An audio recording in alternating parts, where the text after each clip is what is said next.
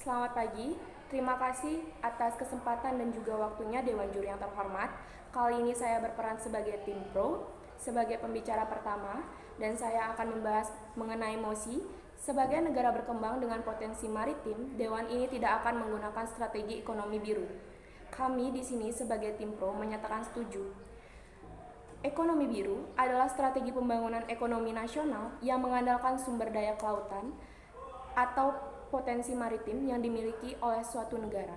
Dan potensi maritim Indonesia adalah segala sesuatu yang terdapat di perairan laut Indonesia yang dapat dimanfaatkan oleh penduduk Indonesia dan dapat meningkatkan kesejahteraan penduduk Indonesia. Sebelum itu, izinkan saya untuk menjelaskan terlebih dahulu definisi dari maritim. Maritim berkenaan dengan laut, berhubungan dengan pelayaran dan perdagangan di laut. Mengapa MOSI ini saya benarkan? Karena ada beberapa poin yang akan saya jelaskan Dewan Juri yang terhormat.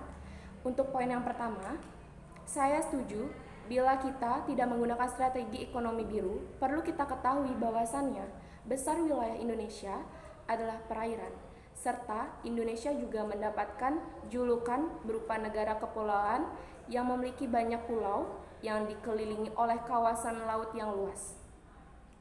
Dengan luas perairan yang lebih besar dibanding daratan, maka tak heran jika Indonesia disebut sebagai negara maritim. Selain itu, Indonesia dikenal kaya keanekaragaman hayati lautnya karena memiliki 8.500 spesies ikan, 555 spesies rumput laut, dan 950 spesies biota terumbu karang. Dengan ini, jika kita menerapkan strategi ekonomi biru, akan terjadi ketidakseimbangan dengan sumber daya alam darat. Untuk poin yang kedua, sumber daya di Indonesia pastinya sangat melimpah dibanding negara-negara lainnya. Mulai dari sumber daya alam darat, contoh hasil pertanian, seperti padi, umbi-umbian, tanaman obat, pepohonan, dan rempah-rempah. Sumber daya alam darat yang lainnya seperti tambang di Indonesia dikenal sebagai negara tambang terbesar di dunia. Tambang Indonesia meliputi minyak bumi, tembaga, batu bara, dan sumber daya lainnya. Sumber daya kelautan, contoh perikanan, tangkap, dan budidaya.